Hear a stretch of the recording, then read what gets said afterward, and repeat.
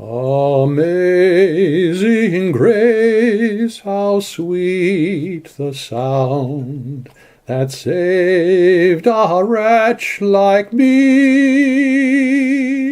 I once was lost, but now am found, was blind, but now I see.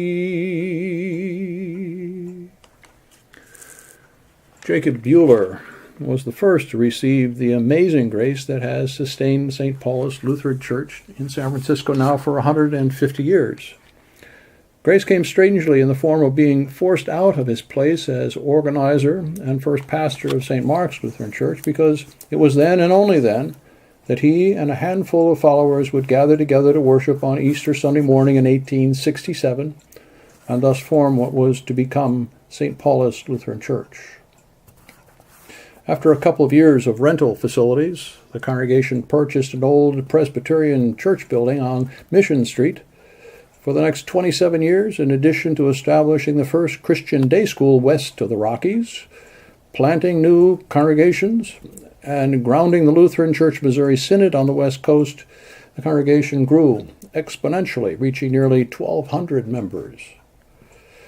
As a result, land was purchased, ground broken, and construction of a new church home started in 1892, and by 1894, the congregation, under the leadership of Pastor Buehler, took possession of what would become the emblem of confessional Lutheranism on the West Coast, a beautiful, towering, European-style church building at the corner of Gough and Eddy Streets, San Francisco. The second major gift of grace came in 1906, at the time of the great earthquake and fire that consumed much of San Francisco. The newly built church stood right in the path of the raging fire. Pastor Bernthal, then pastor, begged the firefighters to try the fire hydrant that happened to be next to the church, and despite the catastrophic damage done to the water system throughout the city, water gushed from that fire hydrant, and the church was saved from destruction. And thanks for this miracle of grace, the congregation invited the first responders to use the church as a hospital and shelter for the thousands of victims of the catastrophe. Pastors Kirchner and Nitz, in succession, shepherded the congregation and its educational ministry through the mid-part of the 20th century, adding to the school operations 2 new church houses, an elementary and a junior high school. With the arrival of the cultural and political upheavals of the 1970s, the demands for neighborhood ministries challenged the congregation. Racial tensions, sexual revolution, and urban redevelopment became the reality in which the church ministered. With such challenges, grace sufficient to the task was generously given. The school integrated, membership diversity became real, outreach to the homeless was started.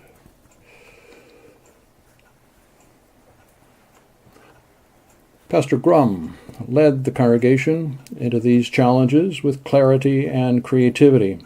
However, when the theological and social rigidity of the Lutheran Church Missouri Synod encroached on the congregational ministry, the congregation chose to leave its precious historical roots and join the Association of Evangelical Lutheran Churches. Pastor Paul Tice, a recent graduate of Seminex, was brought on board to assist in the development of creative neighborhood ministries, particularly outreach to apartment dwellers. Other ministries included motorcycle riders and senior citizens. The 1990s were both a blessing and a severe burden. Much like grace, 120-year-old school operations ended. The congregation hosted the ordination of 3 gay candidates for the Lutheran ministry. A social ministry nonprofit corporation called PPSI was founded, giving birth to a ministry among those afflicted with HIV/AIDS called the Friendship Banquet. And then, early in November 1995, November 5, the beloved 101-year-old church, which was St. Paulus Lutheran Church, burned to the ground. Internal leadership conflicts joined the grief over a lost church building, driving the congregation into deeper self-reflection.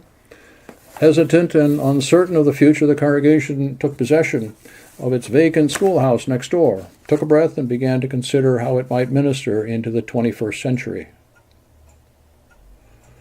Pastor Dan Solberg was called to lead into and through this uncertain time. Neighborhood ministries were reclaimed, diversity was celebrated, and in time, ideas for redevelopment were considered and finally pursued.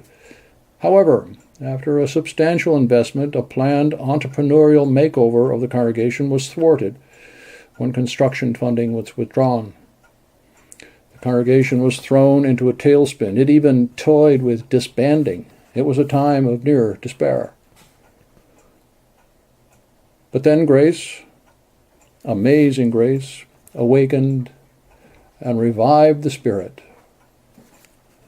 St. Paulus Lutheran Church then, this time really led by the Spirit, marched away from its past and into the Fillmore, where it began its storefront era of ministry as a church without walls.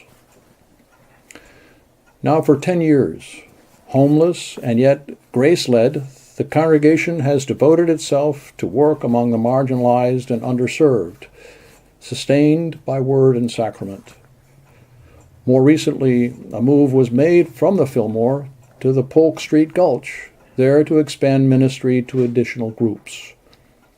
All this has created a diverse and ministry-toughened congregation, ready for what is to come. In 2019, the congregation is projected to return to St. Goff and Eddy and to take possession of a new church facility, the first couple of floors of a major housing complex. Yet, we have never forgotten that ministry to the neighbor, the homeless, the lonely, to all God's children, is our grateful response to amazing grace. Amazing grace has saved, shattered, inspired, broken, led, renewed, and driven St. Paulus across its 150 years. And with the Spirit's continuing presence, it looks forward to the mission God lays out for it. Through many dangers, toils, and snares, we have already come. 'Tis grace has brought us safe thus far, and grace will lead us home.